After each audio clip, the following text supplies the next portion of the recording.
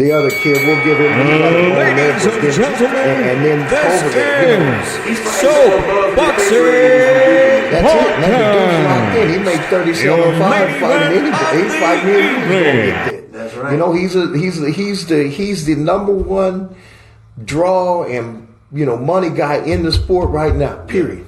Oh yeah, he's the guy, man. Where he goes is where he goes. You know when I he couldn't even sell out the dang thing. He only sold 10,000 seats on the. I'll put it to you like this: or whatever the arena was. T-Mobile Arena in Las Vegas. I don't know. It was 10,000. You know when I knew that kid was going to be a star? When we first signed with Golden Boy, our first fight with Golden Boy, we fought on Canelo Trout undercard. And Trout's a hell of a fighter. He's a friend of ours. I was in the and Trout can fight, but he's not a draw. He's a black dude from a small market area that's mostly Hispanic. And he's a boxer. And so we were in the alley. You were there. They have 39,000 people in there. They were there to watch that kid. The entire place. That's it. From the cheap seats all the way down. Was there for Canelo, man.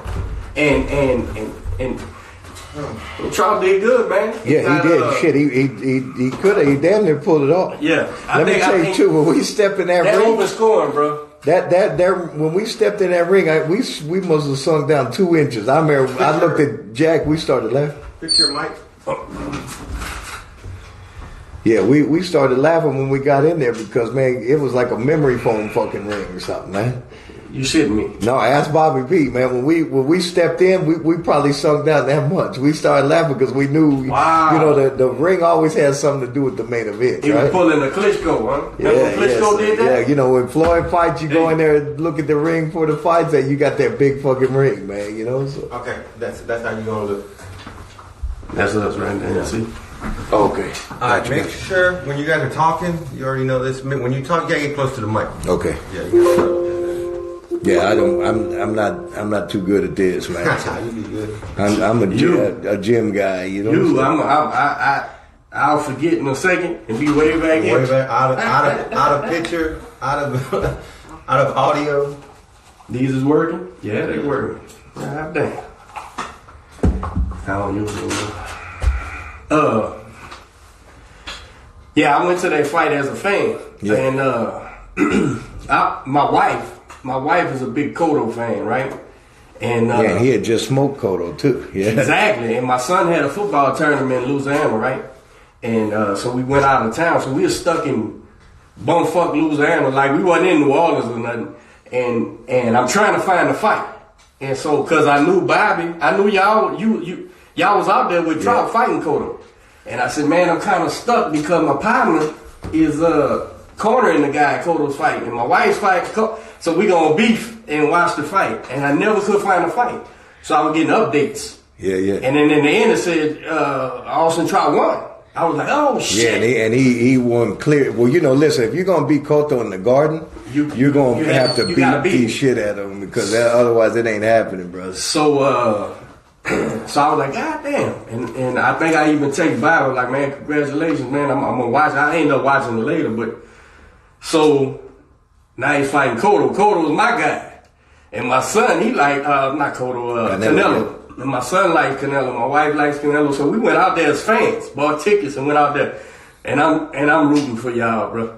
Because once I got there, I'm like, ooh shit. Trout's walking in the Lions Den with pork chop draws, bro. Yeah, like, look at this he shit, had man. like 1,000 fans there. The other 38,000 were for man. For and he did a hell of a fight, but I'm gonna tell you this, man. I'm not a fan of the open scoring, bro, because just like Canelo did, he went to prevent defense. Once I'm ahead so far, you can't win. And just like why we hate it in the amateurs, right? Because you could always watch a fight from 1,000 feet away and tell who was ahead going into that fourth round. Because dudes just start running around in circles, step in and hold every time the other kid got close to him. You knew who was up on point. And once he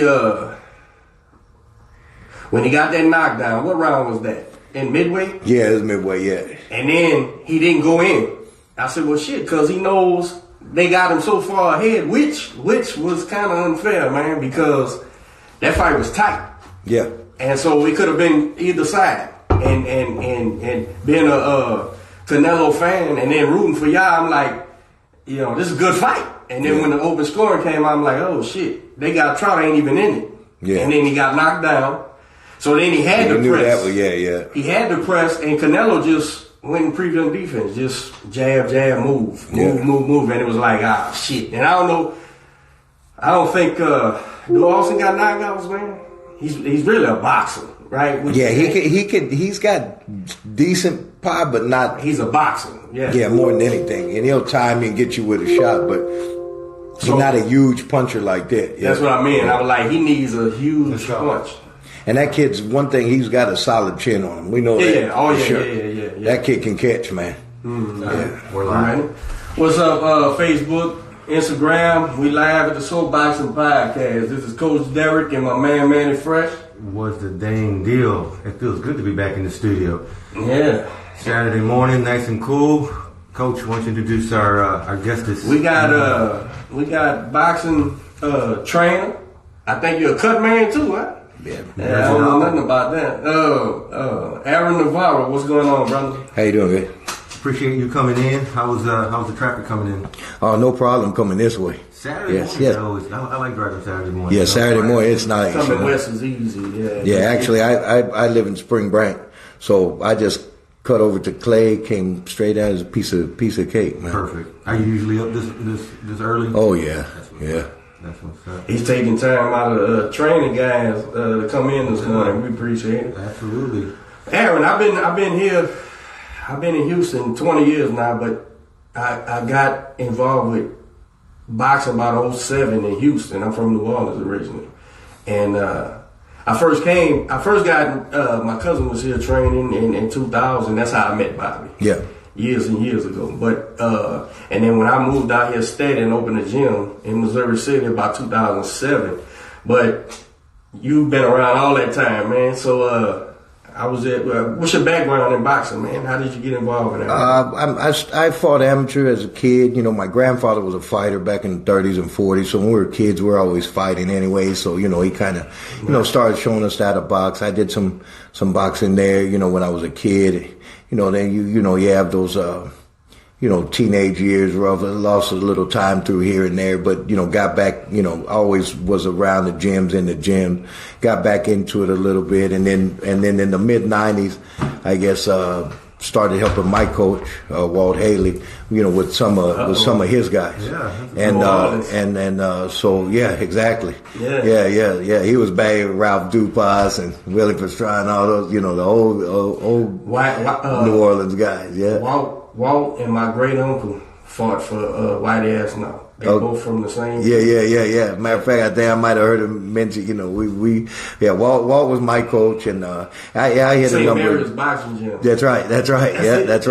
That's right. So it's funny. Houston and New Orleans, we end up having a long connection. I trained Tiffany Juno, who's from New Orleans, so we end up winning the WBC world title from Mia St. John, out in Cali, and then obviously Regis, that we got from New Orleans, and so we've always had a good connection with New Orleans. But yeah, I in the 80s, I got back in the gyms here. I was at the old Heights gym, which was probably close, way before you guys got here. That back at Heights gym, HBA, and then man, it was a great listen, man. We had Pernell Whitaker, Meldrick Taylor, Georgie Benton and Lou Duver down with all those guys when they Pazienza and all those guys. I was just a team. It's funny when you look back at things. If I would have known I was going to be a trainer, I would have been there with a notebook every day. I was just a dumb kid in there in the gym hitting the bags and training and stuff. And I knew the guys we were around were good, but I had no idea. I mean, we were in there with a bunch of Hall of Famers,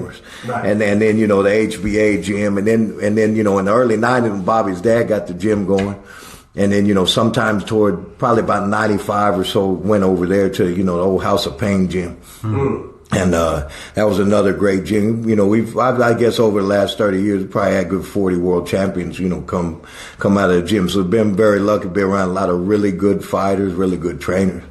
But sometime around 95, 96, I kind of started helping Walt really out of necessity. I wasn't planning on training guys, but just started helping him because he needed the help. And it just kind of took its course from there, That's about 96 or 7 is when I first started helping my partner. And, yeah, it's about the same he needs thing. somebody to help him out. He turned pro, and by that time I done got married, had kids, everything. I'm the same teenage story you just told, and I was like, man, I don't know nothing about training nobody, man. I was the boxer. I'm gonna fight. I said, and I'm done with all that. He said, man, I need somebody to help me. And so I started going to the gym with him slowly but surely. Ended up becoming a trainer myself. But boxing is weird because if you got the bug, I don't care if it's a fighter, a coach, what it is, man. It never leaves you. It seems like you're gonna always have to be back in the gym, man. If it's in you, then it is, and you'll never get 100% away from it. You can't. It's very addictive. It's a drug. Like for sure, 100%. Yeah, man. So you came up the right way with Walt and the hub over there at Heist and Bobby. When Bobby was in, he ran it down to me because. Yeah, I wasn't here at that time, so he started running the history down, and everybody talks about Heist Gym, and with the names in there. I love that gym, man, and like I said, I love that, sometimes too, maybe because you're a kid, or, like I said, I was, 15, 16, 17 when I first got into the Heist Gym, and, maybe because you're a kid, you have good, memories of things, and, but yeah, it was a great gym. Looking back at it now, that neighborhood was a lot different than it is now. I wish we would have bought the building and say it was just a great building, great gym, and there's so many good, good fighter. Guy from here, David Gonzalez, who was a beast. And just one of them guys that, the streets kind of got, but, he fought for world title a couple times. It just had so many good guys in there, over the years. And it was a real gym. It was hot as hell in there, and the guys were getting it all the time. It was just it was a fun place. And then same thing when Bobby's dad first opened, it was on Main Street, obviously, Main and Elgin, that's where the name comes from. I remember that one. Yeah. At the very end. Yeah. And then when we moved from that one, it moved over to the one on Clay, which that one ended up burning down in '99, and it's I think the Hilton Hotel now or something. I mean where the gym was, but that gym was huge, and man, you would have loved that gym. It was a 2-story gym. Mm-hmm. We had 4 rings in there. We had apartments for the sparring partners, washers, dry. I mean, it was huge. And at that time, Bill, Bobby's dad, was the main matchmaker for Cedric Kushner, who Cedric at that time was like the Al Heyman, guy. A lot of young guys from these days probably don't know who Cedric was, but back in those days, Cedric was like the Al Heyman of his time. The guy with the mustache. Yeah. He was originally from South Africa, and he did the heavyweight explosion shows, but he also had, bunch of, he had Shane Mosley and Danny Romero and all those guys, when they were coming up. And so he had a huge amount of prospects and world champions, and Bill was the main matchmaker, did all his stuff, and then Bill did a ton of stuff for Top Rank, so we that gym was just, we had so many guys, that's where Holyfield did all his camps for Tyson fights. Tommy Brooks and DT were down there with all their guys. Junior Jones was in there. We had, Hakeem Rockman, the Klitschko's, when David Tua.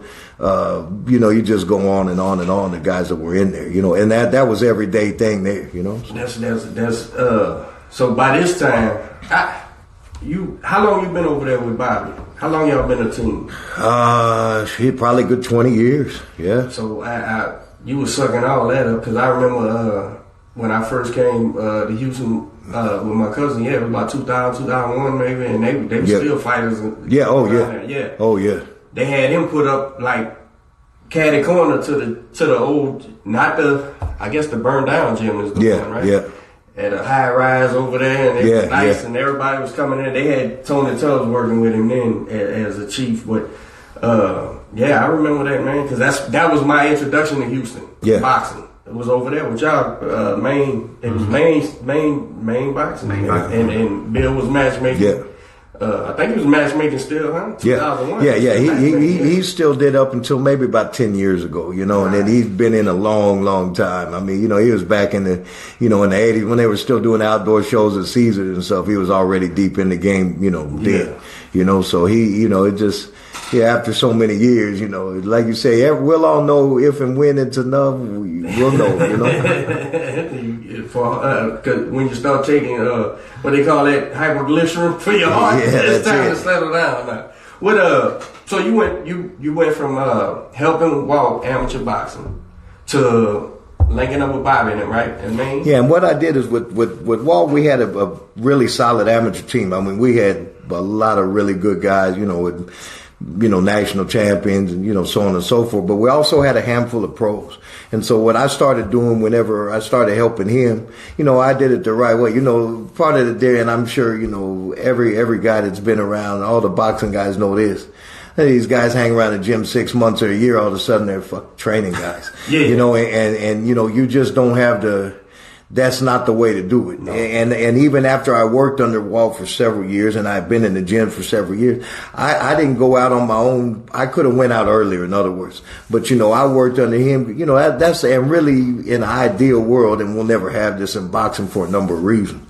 But guy should have to work under an experienced guy 2-3 years before he even thinks about opening his own gym or training a fucking kid. And that means an amateur kid or especially a pro kid. You get a guy hurt, you don't know what you do. You really just don't know. There's too many things that you have to learn in this game that you can't come in. You bring your son in, somebody like you, knows what he's doing, got a proven track record, got experience.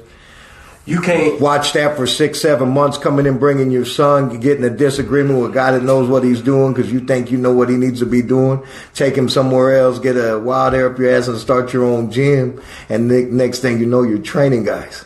And then you're putting out a bunch of bad information. That's one of the things that coach has always been preaching since I've known him. And, when the opportunity came to get this gym, I came to him and I said, listen, they're going to close down this gym, and I don't want it to close it down.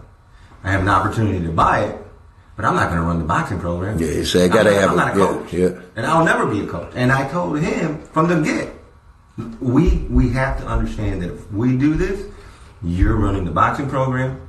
I don't ever want anybody in this gym to call me coach or think I'm a coach. You have to take that responsibility. Yeah, gotcha. Because I'll handle the business side. You gotta do the boxing side, because I agree 1,000% with what you're saying, and I agreed with him. That's why I knew that he was going to be a good coach to partner up with. But let me ask you this, because you talked about you brought up a lot of great names from the 80s and the 90s, and then you jumped into the amateurs, and you stated that you had a great amateur team. Looking at the landscape now, looking at what we have now, and not to knock what we have now, but compared to back then, has the amateur boxing scene changed? And if so, for the good or for the bad? Yeah, listen, I'm gonna take some hits on this one, and I gotta give it with a little bit of leeway because I'm not involved much with the amateurs like I was, back in those days. We had a group of pros, Walt and I, that were, undefeated pros, and a couple other guys that we helped out. But he had more amateurs. Walt he was retired. He had a different, set of money coming in, and he had a true love for the game. He'd been in boxing all his life. He started out as an amateur, back in the old day, turned pro, all that, and just been he's got to be 90 years old. He's been around it, damn near most of his life. And so, he's one of those guys that truly did it for the love of the sport, not to make a living, not to do, not for himself, not for any of that. He's just a real guy. But, so, and I helped him with the amateur and with the pros, and, that's how I cut my teeth on that end of it. From what I've seen, there's still a lot of I see some good kids out there and some good trainers. I also see, and I think a lot of this has to do, and this is maybe because I'm 50 years old. With the internet shit and all this, I see guys, it seems to be now, and I don't have any social media, but from what I see with the other guys, a lot of mid videos, a lot of this and that, but guys like you say, hey man, that's not what training fighters is about. And I think also too, it allows, guys like we were just talking about, if you don't have enough time in this game, you haven't learned under a solid program, then whatever you're putting out there, sometimes we catch guys, good athletes, guys that got fight in them, and they're going to win fights. But when you look at how these kids, what their fundamentals are, or what they, really know about boxing, you don't see the depth on it. And I think part of that, just like here in Houston, I'm sure most guys will agree with me. If you go back the last 40, 50 years, most of the established trainers that we have here now, even guys like me have been around 20 plus years, came from like one of 4 or 5 programs, either Walt Haley, Kenny Weldon, Ray's over Northside program, Savannah's, or a couple of Lopez out in Baytown, been around all the time, always put outside. So there's 5 or 6 old timers here that had solid, proven programs, and everybody's system's different. But I'm a results based guy in anything I do. It's just like listen, I've been to Nacho's gym, I've been to Freddie's gym, I was at the Kronk gym when Emmanuel was still alive in there. Been to all those gyms. Everybody doesn't do things exactly the same. But one thing they do all have in common is that they have a winning program consistently year after year, fighter after fighter. So they're not all doing things the same, but, their results are right. So, here you have about 4 or 5 of those old school programs. Like I said, that the majority of the good trainers, that we came on that second wave, came out of. And, they learned from guys that, like I said, they had proven system over time and a track record and a resume. And I don't think you see that as much now.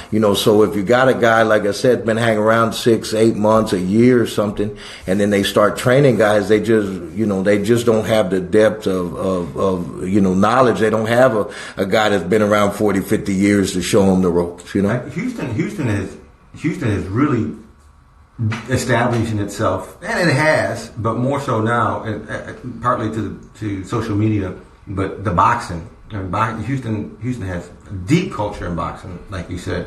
And I think one of the reasons why there's a difference is because of people's why.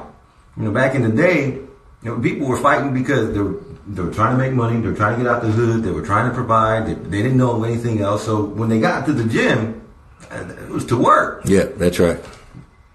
And now their whys are a lot different. Now I'm coming to the boxing gym to post Instagram. Yeah, that's one of the biggest changes I've seen. Listen, my coach, Walt, we weren't even allowed to have the radio on in the gym. And his reason why, he may have not just liked it, but his reason was always, hey, you're not going to have music on when you fight, so you're not going to listen to it, whenever you're working out. Even when we would drive to the tournaments and shit, we didn't have the radio on. He was just old school. He was that old school. I'm not as hardcore on it. I don't mind the radio being on as long as doesn't sound like a fucking club. You know what I mean? Like, some of these guys have it so loud, like, man, we might as well be at a club.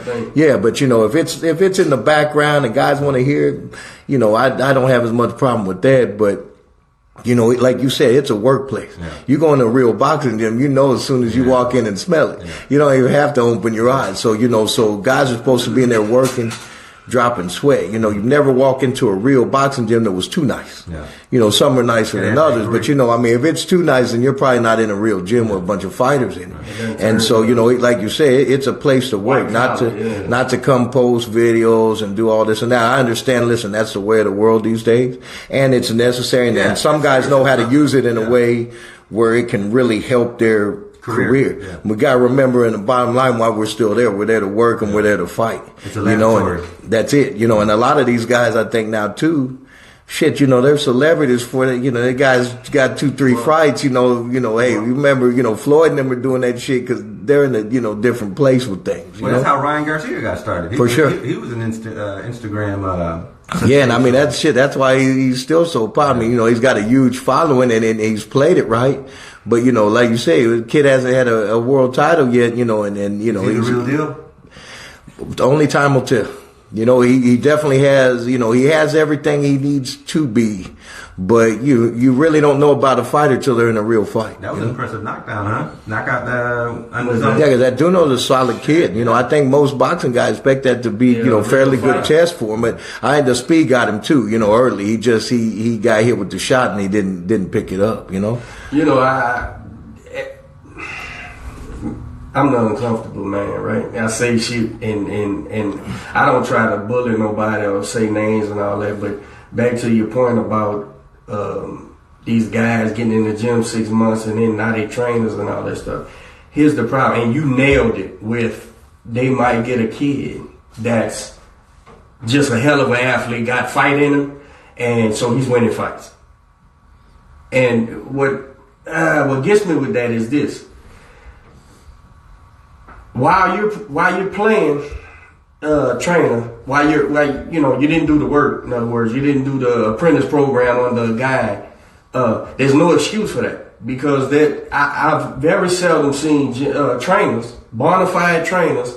If a guy comes in there and wants to help, wants to learn, wants to be at the gym, very few trainers is gonna run you off until you run yourself off. Yeah, unless you make it. Yeah, like you said. Yeah, they're gonna appreciate the help, especially if they got fighters. So these guys who break off and go, now they boxing coaches because they did, let's say, 6 months with Aaron and Bobby over there, and now he's a trainer, right?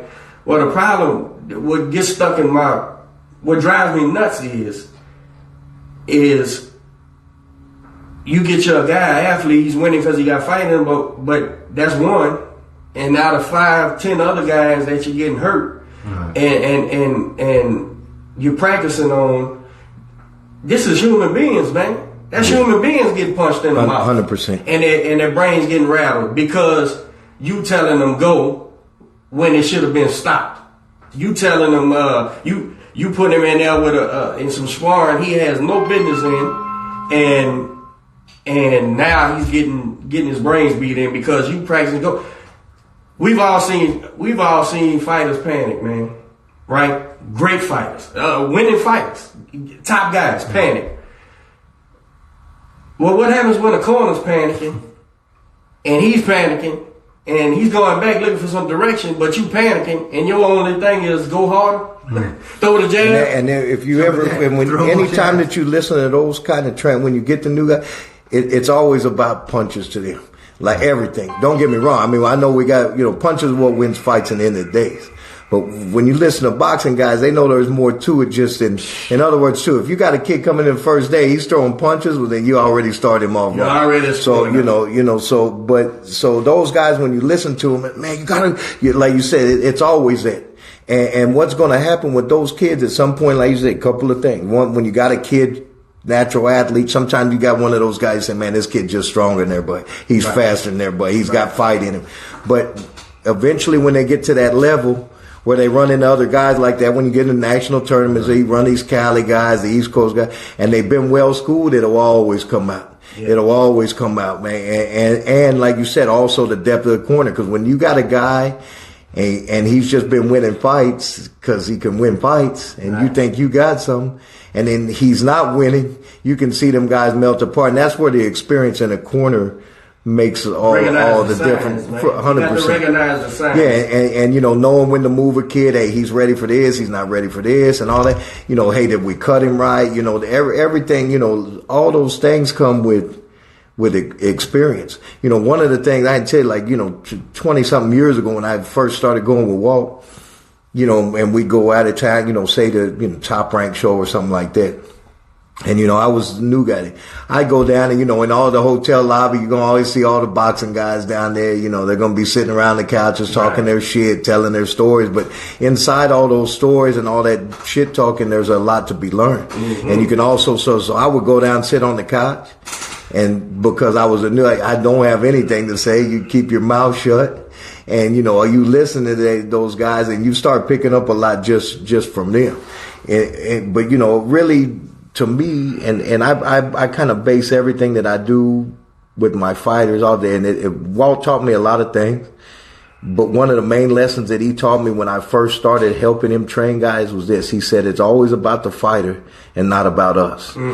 And so if I try to make every decision that I make with every one of my fighters in this based on that, and it makes shit easy. Right. So when guys call me for a fight, hey Aaron, we got a fight, man. It's in Australia.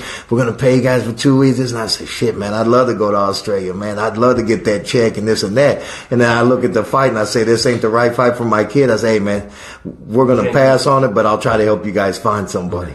You know, so in other words, you know, if I make the me decision, shit, I'm in Australia paid for 2 weeks, you know, give me a nice check at the end of it and everything else. And you know, and that's how they get these new guys too. Hey, the fight's in Vegas. It's going to be on this card. We're going to pay just, shit, man. That's another thing that I credit Coach with, because we manage our fighters as well. And he does the coach and I do the managing. And I'll get a lot of offers for, you know, for one of our fighters. And then I shoot it to him and he'll take a look at them, and it's good money. Yeah. Good thousands. You know. Yeah, good solid payday for where the kid's at. Yeah. He's like, nah, not yet. Not the right fight at the right time. You know, you got to weigh the upside and the downside of things. Stick to the game plan. You know, stick to the game plan. And he'll tell me, "Oh, we can beat him. He's definitely beatable." But there's got to be more in it than that. Yeah, you put it on TV, make it for a title, write a real check, and you know, then we'll fight that guy. It's a real fight. You know, and here's to your point, brother. Everything can go right? Camp could go swell. The weight cut was right. You got the right opponent. You got an educated corner. You got an educated fighter. But this is a fist fight. That means anybody shit can go wrong at any second. So that's, you know, so when you're inexperienced, a bad camp, you matched up wrong. It's really going to go bad. It's really going to go bad. Your chances increase greatly for shit to go wrong. We've been in the corners where shit went bad, and you really learning on leaning on your experience, and your job is to not get your guy hurt, right? So not having experiences to me is not even doable. So at the amateur shows, when I'm in the crowd and I see a kid getting his brains beat in, and he's 11 years old, and for whatever reason the ref didn't stop it like they normally will in the amateur. You know, yeah, they're usually a lot more careful. I'll holler at a coach quick. Help him out, coach. Oh yeah. Help him out, man. That means stop it, fucking fight. You know, I don't give a damn what they gonna do. Want to fight after? I don't give a shit. Here's the thing, though. With these pros, man, anything can go fucking wrong, man. So, like I tell my guys, look here, man. I go to sleep at night because I realize I trust that I made the best decision for you because I put you first. That's right. I put you first, man. So the guy may be mad at me. Other guys may be mad at me. His parents. I've stopped fights where, you know, guy wasn't happy with me at the time, but listen, he was later. I slept like a go home and talk to his kids that next night. You know, exactly. So and with the recent deaths in the sport, it just cements me even more with putting that fighter first, being able to go to bed saying, you know, I rather had, and not that I feel like I'll stop a fight too soon, but hell, you know, if I did, that's better than stopping it too fucking late. You know, right. you know, when we're in there sparring, or I hear you give instructions sometimes, you'll say you're split second too late with your touching. It's the same thing. You got to be, any corner should be a split second before too soon. That's it. And that's why too, when you got to spend the time in the gym, because each fighter, when you spend enough time in the gym with your fighter, you know them. Where you said, nah, he's okay. I know him either. Or you say, hey, he don't, you know. I've had, you know, and I've only had to stop a handful of fights in the 22 years I've been doing this or so. But that was your sweet spot right there. The couple of times that I did is that, perfect. You know, when the guy came back, you know, I watched their legs. They come back, sit him on the stool, start talking to him, and say, hey, man, you know, you're not giving it to me right. You know, you know that's it. You know, but where there's one guy I'm thinking of in particular, a fight of his I stopped up in New York. a few months before, we had just had a 10-round fight with one of the top prospects in boxing, and he was going back and forth, and I knew he was good in that fight. He was coming back, hey, how we doing? But I'm good, Clay. The way he was responding, watching his body language, everything, I knew he was good. In this one, I knew something was a little off, and that's why I pulled the plug on it. Same guy. Not even a harder fight as the one that we had been, but there was something that I saw in there that just, that just didn't look right to me. But you have to build up that, that goes back to what we're talking about. Being in the gym every day, being there with your guys, knowing your guys and knowing what to look for, Listen, when you think about baseball, football, basketball, soccer, there's hundreds and hundreds of athletes in each sport, and it's very rare that you hear about deaths in the sport. And you'll catch a couple in football, but in boxing, there's an average of 7 deaths in boxing. So that's almost a year. Yeah, a year. So that's almost 2 a month. In a sport where there's not that many, compared to all the other sports that we have, there's not that many participants. I mean, we can think about a handful of boxers. A handful of boxers. There's thousands of people fighting, but even so, I mean, you have thousands upon thousands of people playing football as far as minor leagues or college, all those other leagues. You don't have that count that you do in boxing. Well, so you have to be that much more. Well, let me say this, man. That's because in our sport, right, that there is no concussion protocol.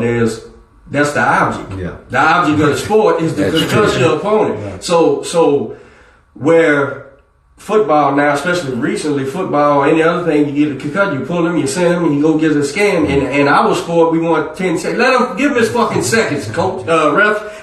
Give him 10 seconds so he can get back up. It's a dangerous sport, and nobody should lie about that. But I also think it's incumbent on trainers and responsible trainers to call out the bullshit. Absolutely. When you see it. And you can be tactful. I'm not saying you get on social media and say this coach ain't shit, which you can do that. I don't give a shit if you do that either. But you could, to keep it honest. You pull a guy to the side. Hey man, they need to stop. Hey man, you should have stopped that fight. I done did it. Coach. I done PM guys. Yeah. I would never do it on live. That ain't, even though I'll say it, but I'll just say, hey man, you should have helped this person out, man, a little bit, man, just for next time, And most of the time they say, well, the ref let him fight or what, hey, that's inexperience to me. And it goes back to what we were talking about again, about the fighter, not about us. A lot of these guys, they let their own personal pride or, whatever get in the way of what needs to happen with the fighter. There's a lot of brave corners, man, a lot of brave managers, a lot of brave that's right. Coaches, man, but that doesn't work. So that brings up what we were talking about earlier, man. Before we end, go ahead. Let's give a shout out to Joseph Herrera. He's watching, and a big shout out to Joe from Next Fight Up. Man, he messaged us. He said we hit the 5,000 for a 713 boxing this morning. Yeah, I seen that. Make sure for me. He said make sure we tell that crackhead trying to pawn a Gulf Coast regional amateur belt to go fuck himself. H-Town really showed up. The Houston, I forget, McCullen. I think McCullen was the name of the pitcher that. McCullers. Yeah. That's one great thing about the city of Houston, man. We really have each other's back. We support each other, whether it's baseball, boxing, whether it's hurricanes, whatever. We can bigger and fight within ourselves, but when shit hits the fan and we need to depend, on each other. We know that we're always there for each other. So yeah, that's good because those are good guys. Guys trying to help the kids. Everybody. We all know pro or amateur. There's no money in fucking boxing. Right. So any guys that are doing this, you're already struggling as it is. Right. If you got a gym and you're keeping it open, man, you're busting your ass and you're on a shoestring as it is. So we can't afford to lose one thing in this. For one of these dope fiends or kid, do that, and then what are they gonna do with the shit anyway? I was Rudy called me, man, and needed some sparring for one of his guys, so I went downtown and met him at at the gym, and Joe was bringing JoJo up there, and he walked in, and this was Wednesday evening, and he said, "Damn, coach," he said, "Man, I ran to the gym. I told JoJo to come here. I ran to the gym to get his bag." He said, "Somebody stole all this shit." And I said, "What?" He was like, "Yeah, somebody came in and stole, his pro equipment. He said he had a good winning cup and all that stuff. He said it's just gone." He said, "But I was in a rush and I left." So I guess he went back and everything was gone. The trophies and everything. I'm like, what the fuck is everybody gonna do with that, man? Yeah, it's either that or somebody that has a personal beef with him. My wife said when I explained, there's always a hater somewhere. No matter what. It could. Yeah, more than it is one of the two. Right. Some doping or just somebody that has somebody that got thrown out of the gym or some kind of shit like that. Yeah. Well, I'm glad that we were the city of Houston was able to pitch in, get and meet the goals of the GoFundMe. So the champ messaged me, Regis. Yeah. He said, tell him get in touch with me. Yeah. I forwarded the message to Joe. I don't know how it played out. Yeah, I'm sure he's a good dude. He'll he seen that public thing and said, "Hey man, tell him how at me." So yeah, man, Joe's a good dude, man. I've been seeing him since I've been around here. He's been on the show as well. Yeah, man. So, and I root for his son and all that stuff. So you hate to see shit like that, man. Yeah, like I said, we all know how hard it is to make it in this shit, So it just, we lose one thing, man. It's the end of the day, problem. That's it. Problem, man. But what I was saying was earlier was,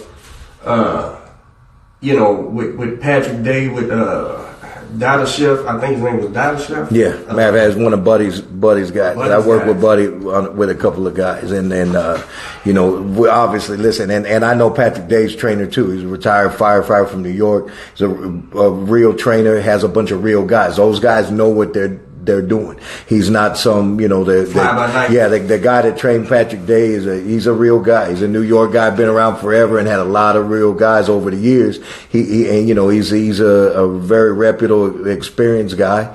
And same thing with Buddy, we know who Buddy is. We don't have to talk about that. Those guys are real guys, and it happens. When this happens, you hate to see it because, like you said, it happens every year, something like that. But 2 a month almost. I think everybody jumped on that weight cut deal, man. And I'm not, nothing's perfect, and believe you me, if a guy is draining way too much and he's half dead getting on the stage and shit, something needs to be said about that, man. But I'm not, and no evidence or nothing, man. I just think. I'm like, man, all these guys getting injured in camp, from hard sparring, and not recovering and getting in there. I don't know, man. I don't know if it was Max Kellerman said something about weight cut, so everybody jumped on weight cut. I don't know, but that tends to happen too. A lot of these guys, they listen to these commentaries more than they watch the fight. And that tends to be the topic of the day whenever one of these guys says something. But then again, experience, bro. You got to recognize a concussed guy, and he might not be knocked out on the ground, right? Yeah. And he comes back to the corner concussed. You need to recognize that hollow eye and seeing that little off that they show and say, okay, that's enough, and don't be brave and don't let them get hit in the head for a while, man, because these guys, like you said, Dada Chef, all these guys was ranked guys, top guys, and it could happen there. It could happen with them, let alone somebody play coaching and being brave. So and then also you got to remember, like when you talk about those level of guys, those guys are in real fights too. So you got a real guy coming at you, and so that hey, those guys are punching harder, they're punching fast. You got a stronger. Once you get up to that level, in that, that top 10, 15% level, right, where the other A guys are at, you got a bunch of it's a bunch of Ferraris and Lamborghinis up there, with you, so everything's moving faster, hitting harder. Everybody's got a real team, and, those are real fights. And the type of damage those guys are taking going 10 rounds with each other, it's a lot in there. They're taking real shots. Yeah. And when watching that Day fight, he got when he got knocked down the round before and got up, you know, he answered, the ref talked to him, he answered all the questions clear. Yeah, fine, come on, let's go. And, you know, the next round, his lights turned out, you know, and when I seen when he fell, you know, I'm like, oh, that's bad. You know, and he's kind of seized up, but... And you just never really know. That's the honest thing about it, too, because we've all seen guys go 12 rounds where you say, holy shit, man, them guys were just killing each other, nothing. You know, and you know, and then, you know, I remember when he was still alive talking to Carmen Basilio, you know, up in New York. Oh, man. And he was one of my favorite old time fighters. He gave Ray Robinson his first loss, and the dude was just tough as nails. If you ever watch any of his old fight, he had one fight that in today's age it would have been stopped. I mean, his eye was the size of that helmet over there, you know, and he fought, and, you know, they didn't have the 8 count back then. Guy got dropped, you got up, went right back at it, you know, and so, and they went 15 rounds, and they had the smaller gloves with the horsehair, and Basilio was in a ton of wars. And I mean, just, you know, some shit, like I said, half his fights probably in this day and age would have been stopped. And I remember talking to him up there, you know, and the dude is still sharp. He was a jokester, you know, he'd get in there and mess around with you, and even like he'd get in and like put, you know, like, hey kid, you know, whatever, and you could feel him. The fucker was still strong. He had good balance, and his mind was sharp and all that. And I mean, this guy went through, you know, like I said, had probably a good 30 or 40 of his fights that he had in this day and age would have been stopped, and they weren't back then. And so when you look at it like that, with him, he was good. So you can never, there's not 100%, you know, way to tell, because, you know, how can a guy like that go through all those fights like that without really any, you know, I'm not saying he didn't have any damage, because it's obviously, you know, you take physical damage and things like that, but, you know, mentally and everything, still at like 80 years old, you know, just before he passed away, he was still sharp as a tack, you know, and so you say, man, that guy, if you look at it, you'd say he has something happened, but, you know, so there's no real way to really tell with the guys, you know, hey, like you said, you know, if we knew it was going to happen, you know, you stop it ahead of time. Yeah. Has the styles of boxing changed? Because we keep talking, you know, we keep referencing old school versus new school, and when we talk about old school, you know, I think about we talk about wars, like Arturo Gotti and Ward, Hagler and I happen to think there's nothing new under the sun when it comes to boxing. Well, maybe not styles, maybe not styles, but philosophies, right? Because when we think about the old fight, there was a lot of fucking wars. Yeah. And now we have a philosophy, and I think philosophy is the word that I should use. Because you said it even earlier, you know, it's concussion. You want to knock the other person out. Right. That's how you professional prize fighting. That's what's the object. Yeah. But now you have, and I hear it all the time. All boxing's about not getting hit and not getting hit. Do you think do you think the styles or the philosophy of boxing has changed that, or do you still see the same wars? I would say a bit, and the reason why I think it, especially, look, just like the guys we were talking about, you talk about the Basilios, Ray Robinson, you know, Archie Moore, these guys, or even you know, Duran, Ray Leonard, Hagler, those guys. Those guys are, you know, probably, you know, best, you know, fighters in any area, you know, they're just the real guys. Right. You know, they are who they are for a reason. I think in the last 20, 30 years, the business end of this has changed for a lot of reasons. You know, you had big TV, you know, I remember my grandfather used to go listen to the fights still on the radio and stuff like that. You know, back in those old days, you listened to the fights, you know, and the commentating changed too, because the commentators used to call the fight. They had to, because when you turned on the radio, you couldn't see anything. So those guys had to describe the fight. Oh, left hand hook, you know, so on and so forth, you know. So, but now, you know, the commentating's changed, and also I think the business of it's changed, where everything these days seems to be contingent on the O. In other words, you know, guys, hey, 24-0, that kid can fight. Guys, 24-2, oh, he can't fucking fight. You kidding me? That kid can fight his ass off. You know, there's guys, you know, nowadays it almost seems like, you know, not maybe with us guys, but I mean with your general public, or maybe your less uneducated, you know, boxing people, you know, if a guy's got 1 or 2 losses, they act like the kid can't fight anymore. Right. And, you know, I totally disagree with that at all. But, you know, I mean, listen, you know, so when you look at those old guys' records, they're like 165, 20, and 5. I mean, they had some, you know, crazy amount of fights, but they took losses. Did they want to? No. Did they take one and get right back and start fighting? Absolutely. And so I think, you know, the business end of it, especially in the last 20, 30 years, everything's around the undefeated guy. And like I said, you take a guy, any of these world champions, they lose one fight and all of a sudden guys start acting like they can't fight. When you look at the social media or some of these less educated reporter or, you know, guys that cover boxing, and guy loses one fight, you say, man, this guy's a killer. If you look at all the great fighters, you know, over history, almost every one of them had a, you know, couple of losses. You know, does that mean, well, shit, Ray Leonard can't fight? Duran couldn't fight? You know, these guys, you're crazy, you know? It's marketing. Yeah. And for whatever reason, the trend of broadcasters had hopped on to records or something. You know, part of what made makes great fighters great is dealing with adversity.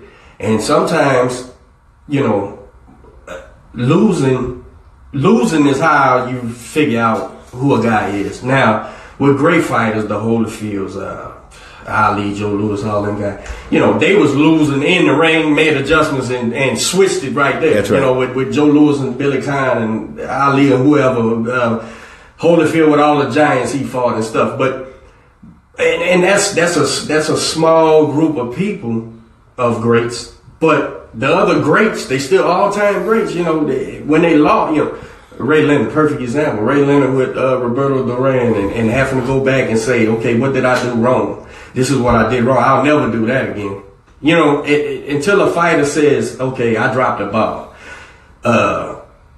Get back in that ring and see what happens. Now, what comes with this promoting this undefeated stuff, I think these kids' egos get permeated on that record, and then they lose when everything comes crashing down because they identified themselves with I'm undefeated, nobody can beat me, I'm the best. Guess what?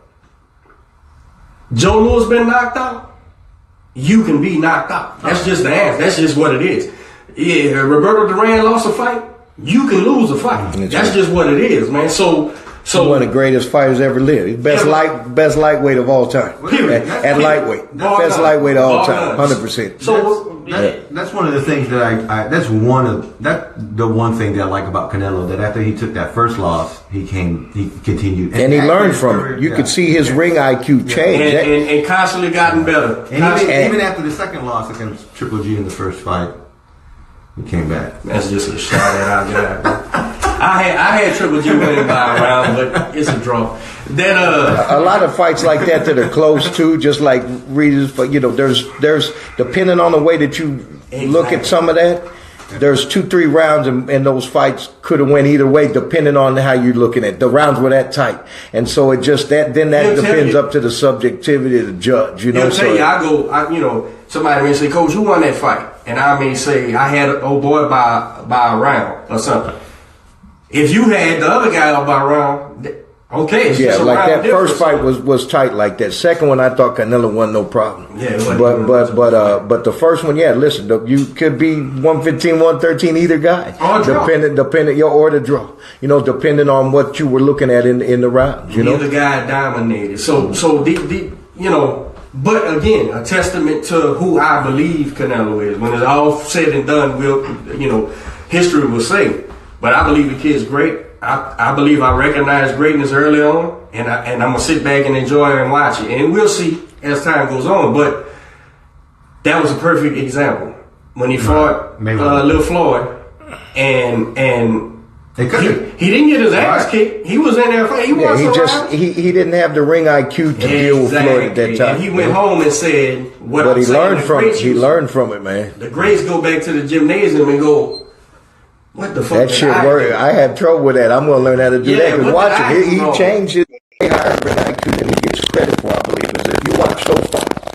So if you take his last 4 or 5 fights, when he came up to 160, fought the guy that was the killer at 160. But he went right up to weight class and he took the top guy at that time. You know, the guy that said, everybody said, Triple G's the killer at 6.